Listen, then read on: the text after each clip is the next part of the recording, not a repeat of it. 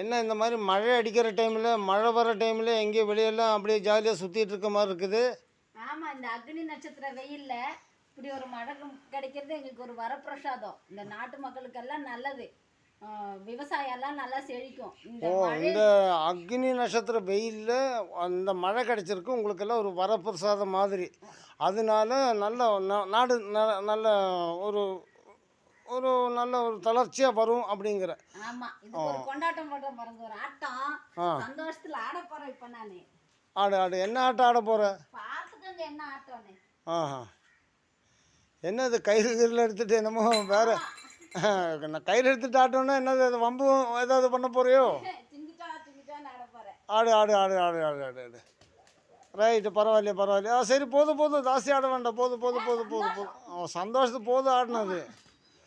அட போதும்னா மறுபடியும் கேட்காம ஆடிட்டே இருக்குது. ரைட்.